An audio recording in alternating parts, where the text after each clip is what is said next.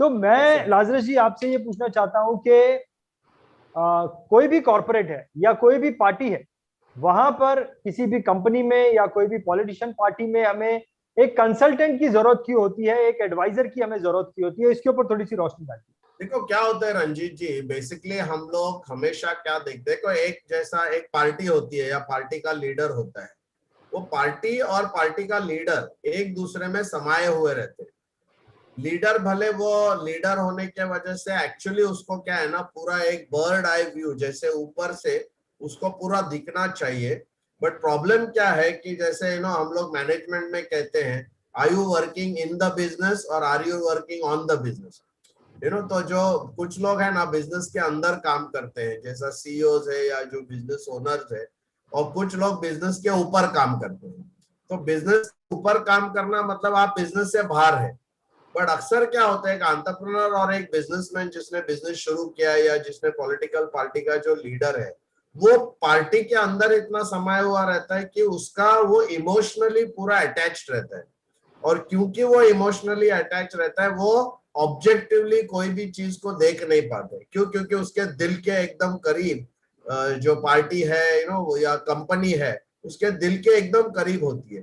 तो ऑब्वियसली उसका पूरा डिसीजन जो है वो इमोशनल बेस रहता है। और इस वजह से एक ऐसा इंसान जिसको कोई इमोशन नहीं है उस कंपनी से या कोई इमोशन नहीं है उस पार्टी से, वो बाहर खड़ा रह के बाहर से, जैसे कोच होता है, सचिन तेंदुलकर खेलता है, कोच अपना स्टेडियम में बैठ के उसको एकदम निष्पक्ष, कोई विदाउट एनी इमोशन, एकदम ऑब्जेक्टिवली वो देखता है। तो मुझे मेरे हिसाब से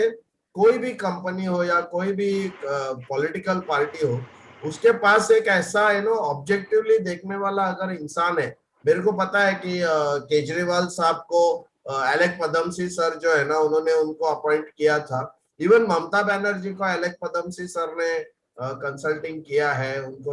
उन्होंने उनसे बात की थी। तो मुझे डॉक्टर कुट्टी जी से ये पूछना है कि ममता बनर्जी के साथ प्रशांत किशोर थे जो उनको गाइड कर रहे थे, एडवाइस कर रहे थे, और बीजेपी के साथ मुझे लगता है ऐसा कुछ था नहीं। तो आपको लगता है कि वो एक फैक्टर, कुट्टी जी, ये बंगाल इलेक्शन में क्या वो एक फैक्टर इम्पोर्टेंट था, और उससे कुछ ऐसा जो बदलाव या जो इफेक्ट आया इलेक्शन का रिजल्ट पे, कितना भारी उसका प्रभाव था? और क्या वो बीजेपी में नहीं होने के कारण उनको उनके साथ थोड़ा सा मतलब एक अलग प्रकार का उनको वो एक्चुअल ऑब्जेक्टिव कुछ दिखने नहीं लगा? क्या लगता है आपको? पहला मैं बंगाल के बारे में बोलने के पहले दुनिया के इलेक्शंस के बारे में कुछ बताना चाहता हूं। अगर आप जो यूएस में जो रिसेंटली इलेक्शन हो गई थी ट्रंप और बिडेन के बीच में, अगर देखेंगे उसमें एक बात आपको पता चलेगा कि इतना जबरदस्त प्रकार से जो डेमोक्रेटिक पार्टी और रिपब्लिकन पार्टी के बीच में जो झगड़ा हुए थे, you know what has happened in that country. अगर देखेंगे इसका पूरा जो एक माहौल क्रिएट करने का जो बात है, उसका ये जो कंप्लीट है ना, एक जो कैंपेनिंग हर चीज जो थे उसका पीछे अगर देखेंगे, there was a big role of analytics and artificial intelligence. Technology का जो इस्तेमाल आज किया जाता है कॉर्पोरेट वर्ल्ड में, आज इतना तक गए हैं कि आज टेक्नोलॉजी के आधार पे कस्टमर को समझना, कस्टमर की छोटी छोटी बात को समझना, सोशल मीडिया अलग अलग है ना तरीकों को अपनाकर छोटी से छोटी बातों को, छोटी से छोटी सपनाओं को, छोटी से छोटी ना उनके जो भी इमोशंस जो भी है, हर चीज को समझना, जांचना, और उसके आधार पे प्रेडिक्टिंग बिहेवियर, उसके आधार पे कैसे कम्युनिकेट करना चाहिए, क्या देना चाहिए।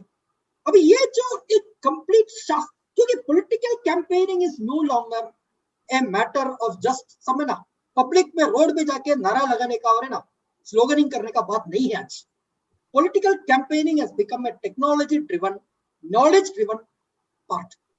और ये जो बात है यूएस का ही बात नहीं है, भारत में भी अगर देखेंगे, जब बीजेपी हो या कांग्रेस हो या सभी national parties, all the national parties have been involved in a very big way in using technology to try and understand various aspects social media के हर एक एस्पेक्ट में। अभी बंगाल का जहां तक सवाल है, I do not know how far the BJP has actually gone deep to understand the ground realities of Bengal,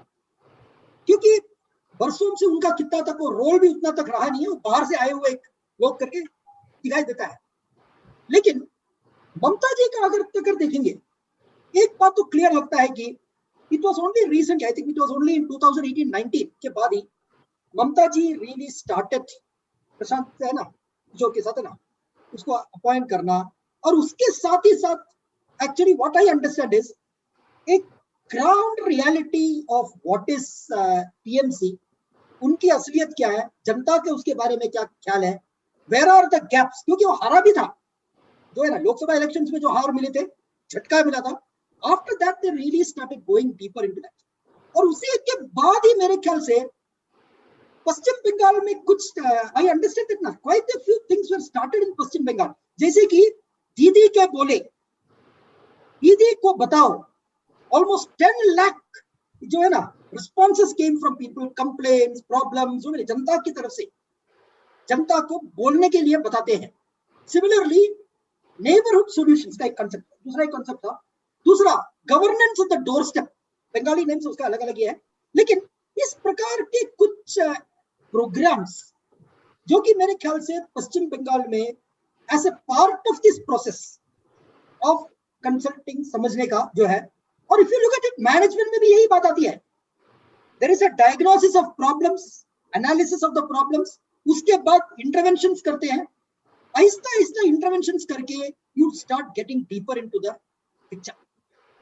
अब एक बात तो बहुत स्पष्ट होता है कि ये जो प्रोसेस में